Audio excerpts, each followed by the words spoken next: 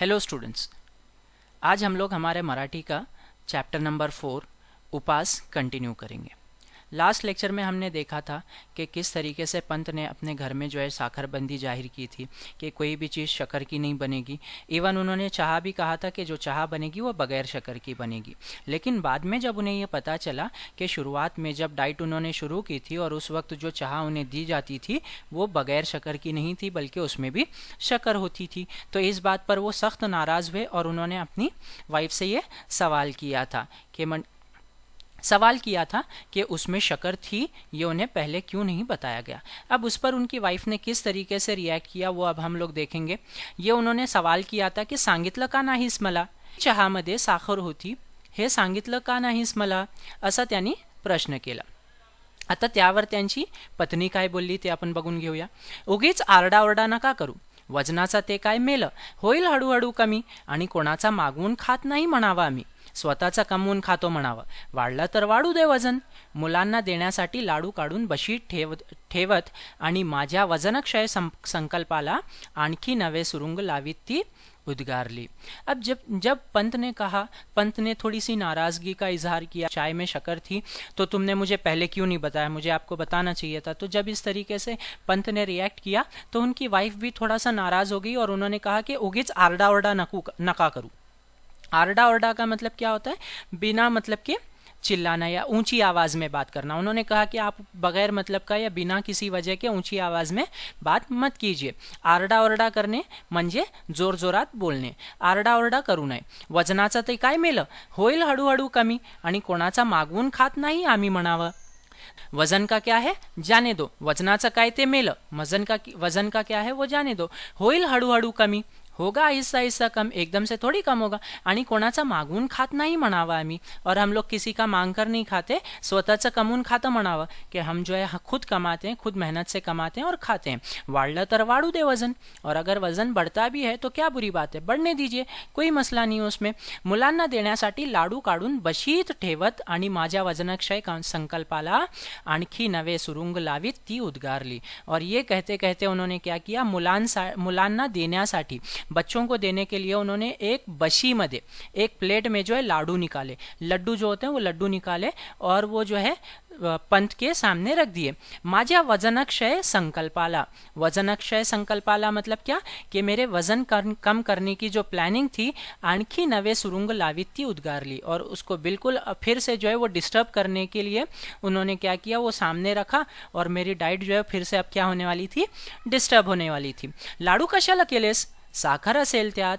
तो ये जब देखा तो पंत का भी दिल चाह रहा था कि वो भी क्या करें, उन लड्डू को टेस्ट करें, उन लड्डू को खाए, लेकिन वो इस तरीके से जाहिर कर रहे थे कि उनको नहीं खाना चाहिए। तो उनकी वाइफ ने कहा, इश्य, साखरेशिवाय लाडू आमच्या नाही घराण्यात कोणी केलं।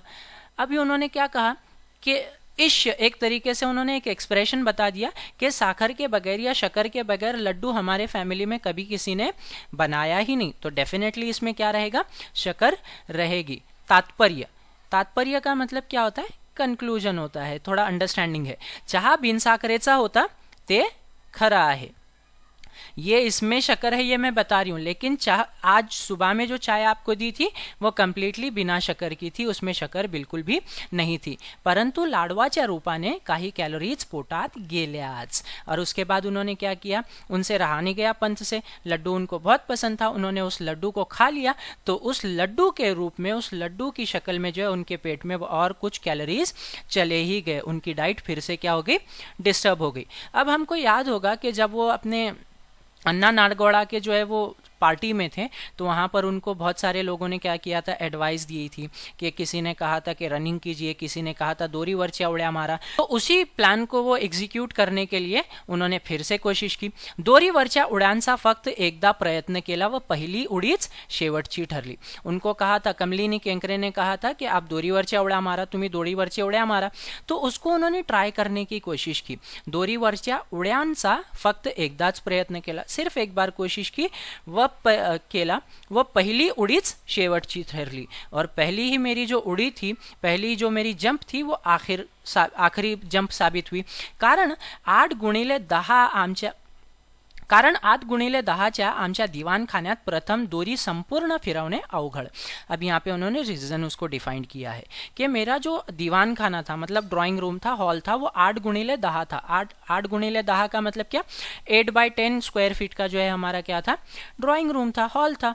अब उसमें जो है स्कीपिंग के लिए वो पूरी दोरी का मतलब क्या होता है, रोप होता है, जंपिंग रोप होता है, वो पूरी एक साथ घुमाना पॉसिबल ही नहीं था क्योंकि जगह ही नहीं थी। स्कीपिंग के लिए हमको एक बहुत अच्छी खासी जगह की जरूरत होती है। एकदा डोक्यावरून दोरी पलीकडे गेली, ती ड्रेसिंग टेबलवरच्या तेलांच्या व औषधांच्या बाटल्या खाली घेऊन आली। एक बार उन्होंने फिर भी ऐसे ही ट्राई किया, तो जब उन्होंने ट्राई किया तो वो रस्सी जो है उनके गले से घूमते हुए आगे जाके ड्रेसिंग टेबल पर जो तेल की और बहुत सारी मेडिसिन्स के बॉटल्स रखे हुए थे उसमें अटक गई, और वो सारे तेल के बॉटल्स और मेडिसिन के बॉटल को लेकर घसीटते हुए नीचे लेकर आ गई। मतलब ये कि सारे बॉटल्स ड्रेसिंग टेबल से पूरे ज़मीन पर गिर गए। दुसऱ्यांदा अर्धवट गॅलरी आणि अर्धवट घरात राहून दोरी फिरवली ती आचार्य बर्वेंच्या गळ्यात। अब उन्होंने दूसरी बारी किया कि अब मैं थोड़ा सा क्या करता हूँ, दहलीज पे खड़े रह के जो है इन रस्सी खेलने का कोशिश करता हूँ कि आधा जो है वो रस्सी क्या रहेगी, दीवान खाने में मतलब हॉल में रहेगी, और आधी रस्सी जो है वो गैलरी में रहेगी। जैसे कि हम चॉल सिस्टम जानते हैं कि सामने घर के सामने थोड़ी सी जगह होती है जहाँ से लोग आते जाते हैं, तो वहाँ पर इन्होंने कोशिश की। जब पहली बार उन्होंने उस रस्सी को फिराया तो पहली रस्सी जो है वो आचार्य बर्वे के गले में अटक गई। अब ये आचार्य बर्वे जो है पंत के पड़ोसी थे, जब ये उनके गले में फंस गई तो त्यांचा माझ्यावर आधीच राग होता। आचार्य बर्वे जो है पंत से पहले ही बहुत ज्यादा क्या थे, नाराज थे। राग का मतलब क्या होता है, गुस्सा थे। मी उपास करतो हे कळल्यावर चाळीत सारी मंडळी समाचाराला येऊन गेली। जब ये मेरे उपास की, मेरी डाइट की जो है न्यूज़ जो है पूरे चौल में फैल गई, तो चौल का हर इंसान मुझे आकर मिलने लगा, मुझे मुबारकबाद देने लगा और शुभकामनाएं देने लगा, बेस्ट विशेस मुझे देने लगा कि आपका इस जो डाइट का जो प्लान है वो पूरी तरीके से सक्सेसफुल रहे और आपका वजन क्या हो जाए, कम हो जाए। परंतु आचार्य बाबा बर्वे, ये उन्हीं का पूरा नाम यहाँ पे लिखा हुआ है, परंतु आचार्य बाबा बर्वे शेजारच्या खोलीत असूनही आले नाहीत। लेकिन ये जो बर्वे काका थे, बाबा बर्वे थे, ये पड़ोस में ही रहते थे, लेकिन फिर भी इन्होंने मेरी समाचार के लिए या मेरी जो है वो विचार पूछ करने के लिए, मेरी खैर खैरियत जानने के लिए नहीं आए। कारण उपास हे त्यांचे खास राखीव कुरण होते। उपास हे त्यांचे खास राखीव कुरण होते मतलब क्या, कि उनको उपास डाइट के इस टॉपिक पर बोलना बहुत मज़ा आता था, और वो जो है मुझसे नाराज़ थे और मुझसे आकर बहुत ज़्यादा बात नहीं करना चाह रहे थे, इसलिए उन्होंने क्या किया, मुझसे मिलना अवॉइड किया। हा दुष्टपणा माझ्या गळ्यात दोरी अडकून केलात हे ठीक झालं, पण तुमच्या वयाला न शोभणाऱ्या ह्या धिंगामस्तीला दुसरा कोणी माझ्यासारखा बळी पडला असता तर तुमची धडगत नव्हती। मी तुम्हाला क्षमा करतो। जब उन्होंने क्या किया, जब वो रस्सी बाबा बर्वे के गले में अटक गई थी तो उन्होंने क्या कहा कि अच्छा हुआ ये रस्सी जो है मेरे गले में अटक गई, अगर मेरी जगह कोई और होता तो आपकी ये जो धिंगा मस्ती है, यहाँ पे क्या लिखा हुआ है उन्होंने, धिंगा मस्ती लिखा हुआ है। धिंगा मस्ती का मतलब क्या होता है, बहुत ज़्यादा ये जो मस्ती है, बचपने वाली हरकत आप कर रहे हैं, दूसरा कोई अगर होता तो आपको जो है बहुत ज़्यादा क्या करता, परेशान करता। धड़गत नव्हती मतलब आपकी खैर नहीं होती। मैं तुम्हाला क्षमा करतो, और उन्होंने क्या कहा कि मैं आपको इस गलती के लिए माफ़ करता हूँ, पण मी हे मुद्दामून केले नाही आचार्य। आहो, वजन कमी करायला दोरीवरच्या उड्या मारतोय मी। अब उस पर उन्होंने क्या कहा, ये पंत का डायलॉग था, उन्होंने कहा कि लेकिन आचार्य बाबा मैंने ये जानबूझकर नहीं किया। मुद्दाम का मतलब क्या होता है, जानबूझकर। हे मी मुद्दामून केलं नाही आचार्य। अहो, वजन कमी करायला दोरीवरच्या उड्या मारतोय मी, मेरा वजन कम करना चाहता हूँ, इसके लिए मैं क्या कर रहा हूँ, कंटिन्यूअसली स्किपिंग करने की कोशिश कर रहा हूँ, काही उपयोग होणार नाही। अब इस पर उन्होंने क्या कहा, आचार्य बाबा बर्वे ने, कि काही उपयोग होणार नाही, इसका कोई भी फायदा नहीं होगा। मी विचारलो का, म्हणजे पंत ने प्रश्न केला, विचारला त्यांना कि क्यों नहीं होगा, अगर मैं स्किपिंग करूंगा तो उससे जो है मेरा वजन तो कम होगा ही ना। का म्हणजे जिभेवर ताबा नाही तुमचा। उन्होंने कहा क्यों मतलब, तुम्हारी जबान पे आपका कंट्रोल ही नहीं है, आपकी जबान पे आपका कंट्रोल ही नहीं है। आपको जिन जिन चीजों से बचना चाहिए उन चीजों से आप बच ही नहीं रहे हैं, तो आपका वजन कैसे कम होगा। संयम हवा, संयम का मतलब क्या होता है, थोड़ा सा सब्र होना चाहिए। मनाची एकाग्रता हवी, और मनाची एकाग्रता का मतलब क्या होता है, एकाग्रता का मतलब होता है फोकस, कि आपको दिल से फोकस करना चाहिए। सिर्फ ऐसा दिखाकर कि मैं फोकस हूं, मैं फोकस्ड हूं, इससे काम नहीं चलने वाला। त्यासाठी प्रथम म्हणजे काही गोष्टी सोडाव्या लागतील। अब यहाँ पर जो है ऑलरेडी उनको एक बहुत लंबी लिस्ट मिल चुकी थी बहुत सारे उनके दोस्तों से, कि आपको बटाटा नहीं खाना है, तूप नहीं खाना है, लोणी नहीं खाना है, नमक नहीं खाना है, शक्कर नहीं खाना है। अब यहाँ पर जो है आचार्य बाबा बर्वे की तरफ से भी कुछ सजेशंस आने वाले थे। उन्होंने क्या कहा कि त्यासाठी प्रथम म्हणजे काही गोष्टी सोडाव्या लागेल तुम्हाला, कि तुमको कुछ चीजें छोड़ना पड़ेगा। आता ह्या उड्या मारायला मी लाज देखील सोडली, हे पाहता ना तुम्ही बाबा।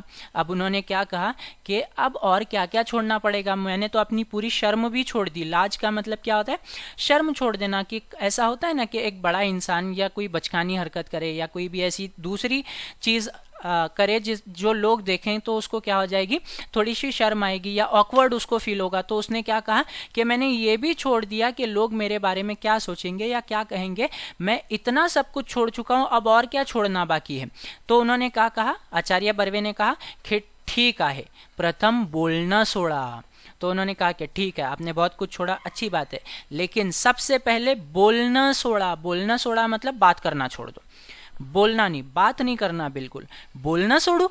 अब इस पर वो जो है पंत बिल्कुल शॉक हो गए कि बोलना छोड़ दूं, बोलना छोड़ूं तो इससे क्या, वजन का क्या लेना देना है बोलने और वजन का।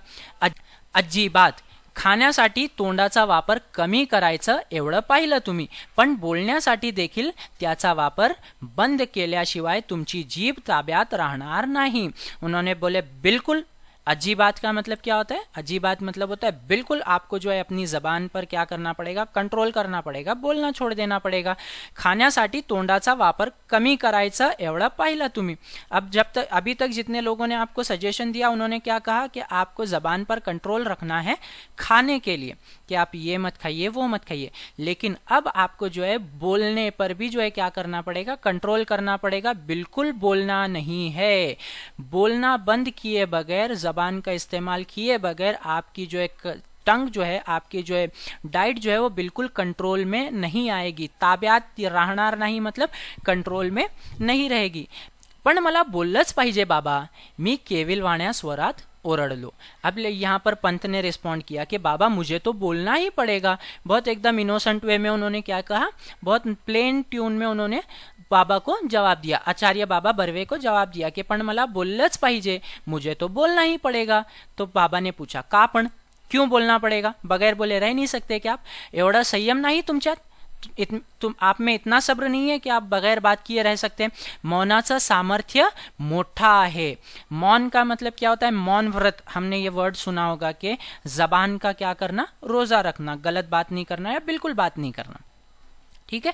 तो मौनाचा सामर्थ्य मोठा है, कि ये मौन व्रत का जो है, ये मौन रखने का, खामोश रहने का बहुत ज्यादा फायदा है। मौन ही शक्ति आहे, मौन ही ते आहे, हे आहे। उन्होंने बहुत सारी चीजें ऐसे यहाँ पर इनकम्प्लीट उसको छोड़ा है, 3 डॉट्स कंटिन्यूअस डॉट्स यहाँ पे दिए हुए हैं, मतलब उन्होंने बहुत सारी ऐसे मौन के फायदे उनको बताए। मौन ही शक्ति है मतलब मौन क्या है, ताकत है, इससे ताकत मिलती है इंसान को, ऐसा बहुत ज्यादा वो बोलने लगे। उड्या मारायचा माझ्या दोरीचे एक टोक हातात धरून बाबा 1 तास मौनाचा महत्व या विषयावर बड़बड़त होते। अब मैं जिस रस्सी से उड़ी मार रहा था उसका एक कोना उन्होंने अपने हाथ में पकड़कर 1 घंटे तक मुझे खामोश रहने की अहमियत बताई।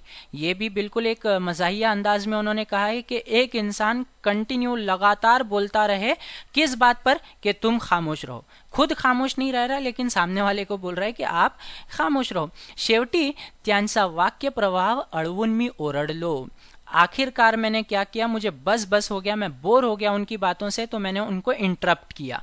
इंटरप्ट करना मतलब बीच में रोक देना, टोक देना। मैंने उनको रोक दिया, टोक दिया और मैंने कहा कि पण बाबा मी बोललो नाही तर खाऊ काय, लेकिन बाबा अगर मैं बोला नहीं तो मैं खाऊंगा क्या। म्हणजे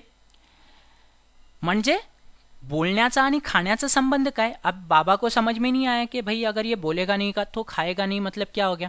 तो उन्होंने कहा की मी टेलिफोन ऑपरेटर आहे बाबा, दिवसभर बोलावंच लागतं मला. तो यहाँ पर उन्होंने क्या कहा कि मैं टेलीफोन ऑपरेटर हूँ, मैं कॉल सेंटर में काम करता हूँ और मुझे कॉल सेंटर में दिन भर बोलना ही पड़ेगा. ये नहीं पॉसिबल है कि कॉल सेंटर में जाके मैं बोलूँ कि मैं आज बात नहीं करूँगा तो वो लोग मुझे नौकरी से निकाल देंगे.